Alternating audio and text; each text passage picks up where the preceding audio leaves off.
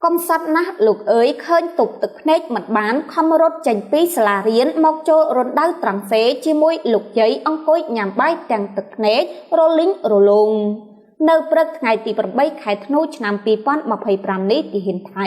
បានធ្វើការវិប្រហារមកលើកម្ពុជាជាថ្មីម្ដងទៀតដោយមិនគោរពសន្ធិសញ្ញានៃកិច្ចព្រមព្រៀងឡើយខណៈទីហ៊ានខ្មែរអត់ធ្មត់មិនវាយបកទៅវិញនោះទេ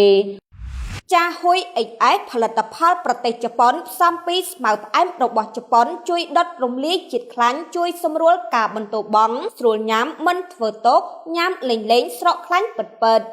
សាប៊ូ collagen MKM មករាមុំដោះបាត់រាល់បញ្ហាលើដងខ្លួនដូចជាសង្វាមុនខ្នងររមាស់អាឡែស៊ីនិងបែកអាចរុយជាដើមជួយផ្ដល់សំណើមដល់ស្បែកកាត់បន្ថយស្បែកជ្រូញ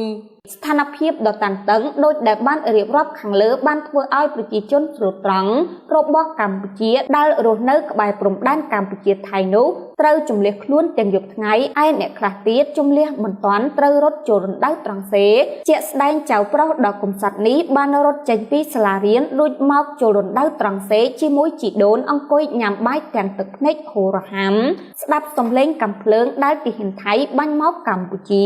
ខាងក្រោមនេះគឺជាទស្សនភាពដែលទីហ៊ានថៃធ្វើឲ្យខ្មែរឈឺចាប់មិនអាចបំភ្លេចបាន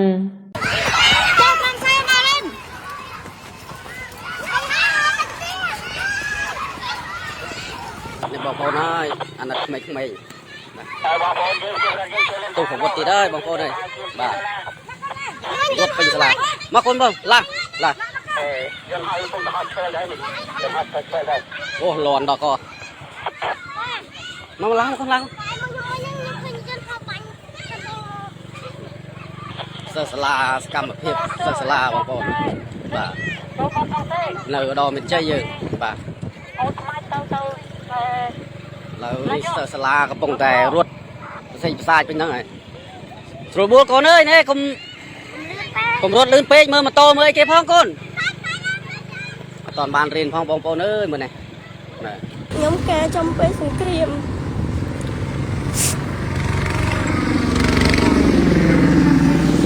ហើយរងតែគួរហើយទាំងអស់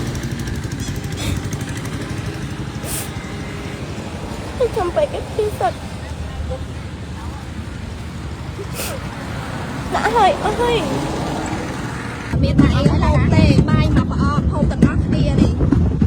មកប្រអប់ហូប7 8នាក់អត់មានដល់អីទាំងអស់នេះអត់មានអីហូបទាំងអស់ហ្មងស្អីក៏មានដល់មកទេបាយតែមកប្រអប់នឹងនេះទៅតាមគ្នាហូបហ្មងអត់ទេកណ្ដិតគេគឺក្មេងៗហ្មងនេះ